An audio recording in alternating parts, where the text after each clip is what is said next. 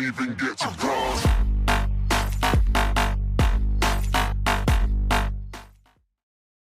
Yo, what's up guys, Chris here from Affinity Collective. Today I'm going to be going to the Modular Force Field System mod, whole bunch of stuff, so let's get started. So here are the things you're going to need. You're going to need a coercion driver, which converts your whatever energy source that you're using to fortrons, which is the Modular Force Field System energy. You're going to need a fortron capacitor, which takes the energy from the driver and sends it out to your other machines or units. You're going to need a force field projector, which actually builds and constructs your force field. A biometric identifier, which allows you to give access to yourself or other players to have certain permissions inside your force field. An interdiction matrix, which allows you to either punish, confiscate items, keeps mobs from spawning, and other such things.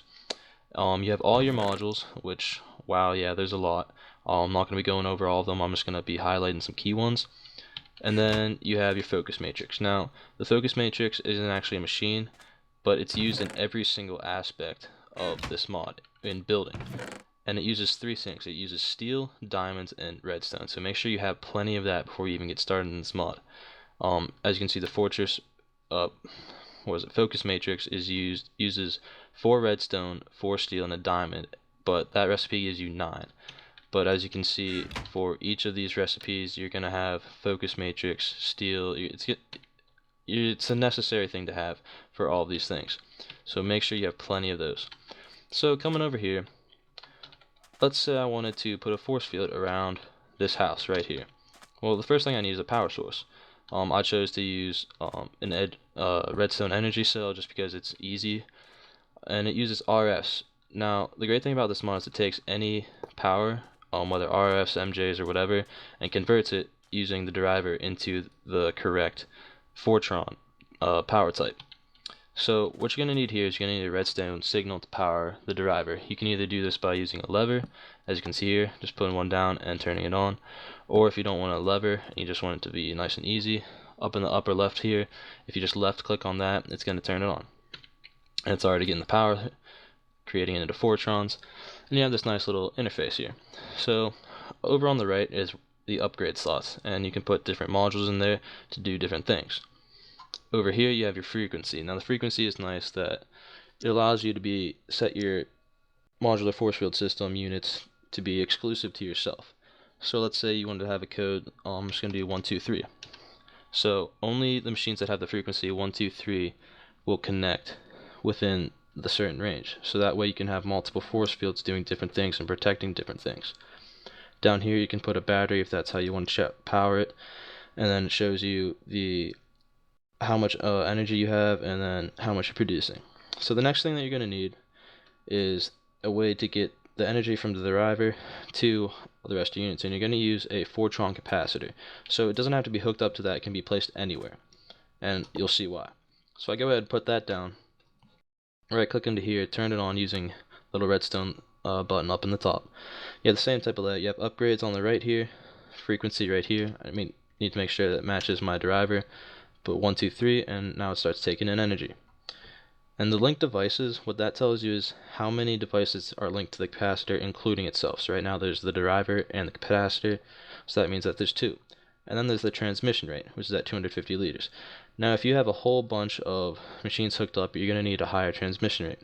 And the way you increase the transmission rate is by putting speed modules into the upgrade slot. So each one that you put in is going to increase it a little bit, as you can see.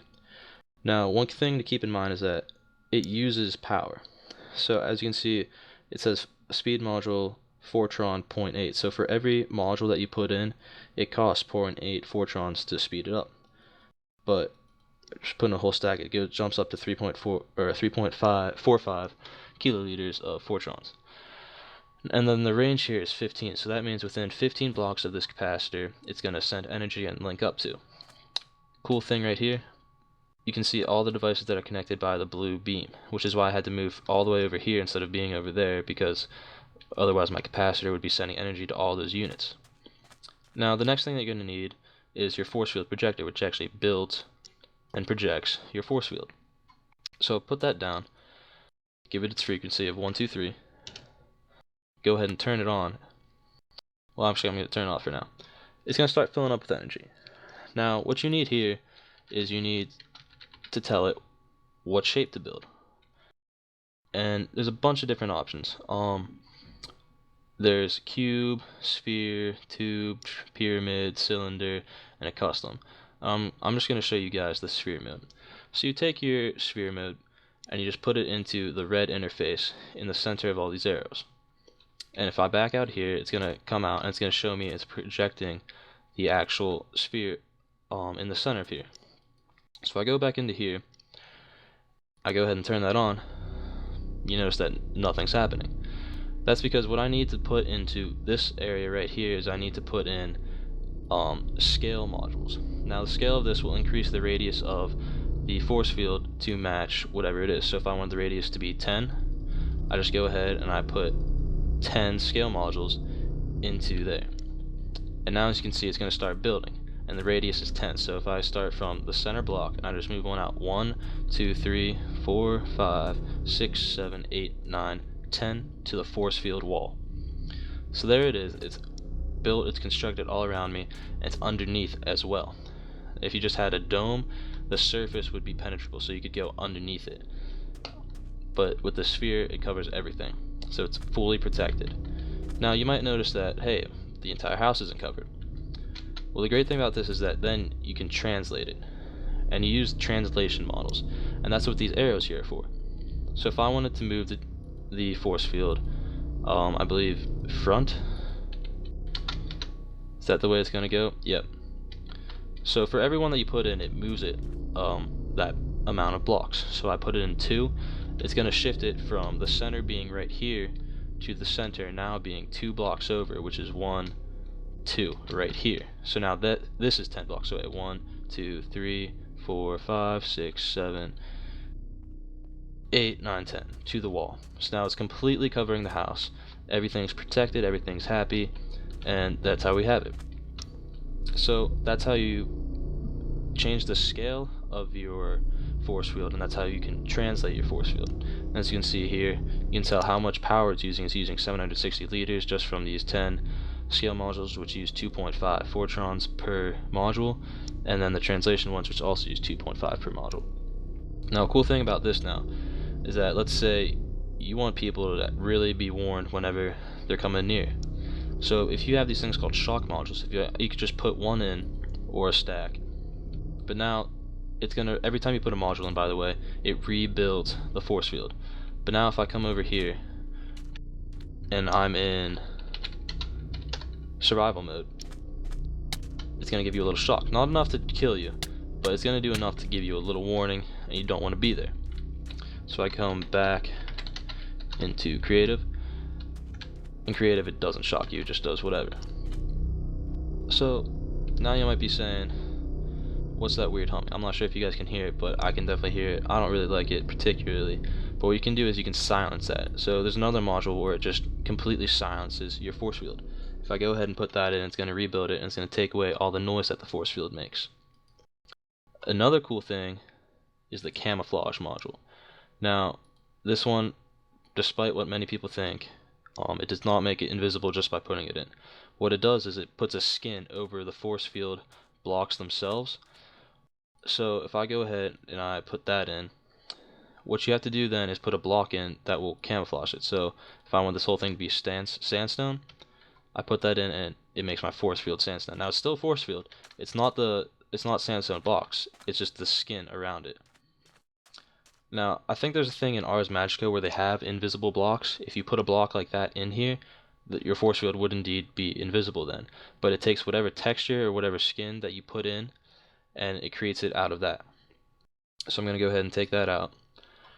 And then, there's some other cool ones. There's a glow module. If you put in there, it makes your force field glow during the night, which can be handy if you were trying to light up that area. So there's that. But the next thing, you're probably going to need a biometric identifier. And one thing to note with this, it does not get connected with one of these blue beams of light. So it is working, don't worry. For some reason it just doesn't connect like that. And for this you're going to need a blank identification card, or just an identification card that hasn't been set to anyone. And you take it and you put it into the rights column, and it's going to bring up this black box. And what you do is you just type in the the player name, and it is not case sensitive actually. But once you have that in there, you can see my little face is popped in there now. And what you do is you can add different different privileges to the player. So for me, since I'm going to be the master of this, I want all the privileges. And then what I do with that is I just take that, if this is your force field, you take it and you put it into the master slot, and that denotes that the biometric identifier is owned by you. But if you wanted other players to be in there, so if I had this other identification card, if I had another player on, let's say it was I don't know, Bob. Now Bob obviously not a player on the server, but let's say I only wanted him to be able to bypass the defenses so he didn't get hurt by the Interdiction Matrix, which I'll go over later. I just put that on and I put him down here, and then he'd have all the privileges that I give him. So there's that. Make sure you turn it on and make sure you give it the correct frequency of whatever you so choose. Mine is 1, 2, 3. So now that's on. Notice not the blue, the beam of light there. So the next thing that we're going to go over is the Interdiction Matrix, and this actually allows for punishment of players when they enter your force field, or they just have items that maybe you don't want inside your force field. So if I go ahead and put that down, right click, give it the good old 1, 2, 3 frequency, it's going to start filling up with energy. Go ahead and turn it on. Now this one here, it's definitely a cool one in my opinion. I pressed something that doesn't give me my thing back, but that's fine. So with this, it's going to allow you to either A, confiscate items, keep mobs out,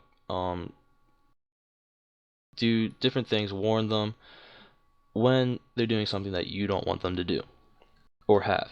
So for one, here's the interface. The warning is the range in which the Interdiction Matrix will give a player a warning. So right now it's at 3 blocks. If I wanted to increase that to say the actual radius of it, I'd say put a bunch of those until I'll say just 15.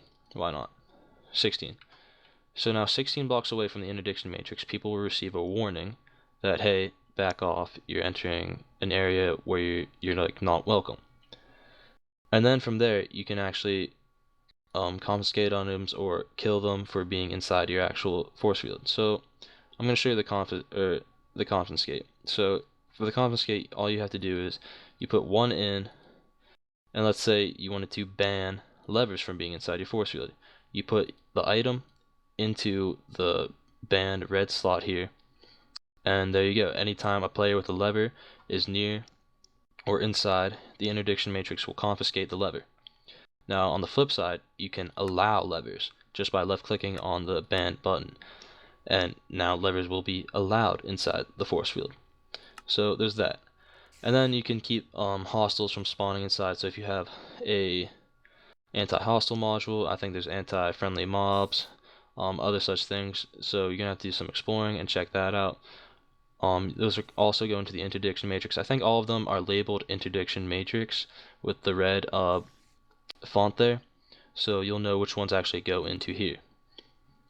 So as you can see down here, it's again filling up with energy, and it's using just minus 160 liters of fortrons per second or tick or whatever the mod uses. So that's pretty much the basics of finally getting this thing. It's a whole bunch of other modules. Actually, one last thing I want to show you is the remote controller, which is, I think, pretty cool. The remote controller allows you to control this thing from outside of your force field. So to do that, you're going to right click on that, and you're going to take your remote control and you're going to put it inside here.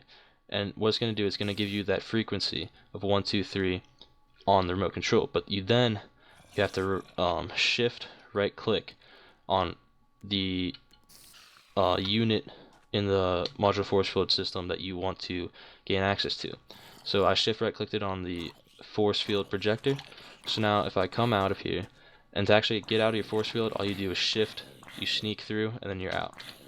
So now nowhere near it, if I just right click on that, it now gives me access to it, so I can switch out modules and such, but it's going to drain some more energy the more I do that. So I don't know if you can see that, but it actually shoots the beam of light towards my remote from the capacitor, so it gives it power. But that's everything on the force field modular force field system. Just the basics, whole bunch more to explore, so make sure you take the time to actually delve deep into it, but that's the basics, how to set it up. If you guys have any questions, leave it in the comments.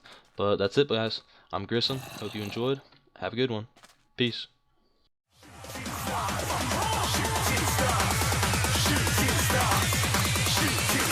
Didn't even get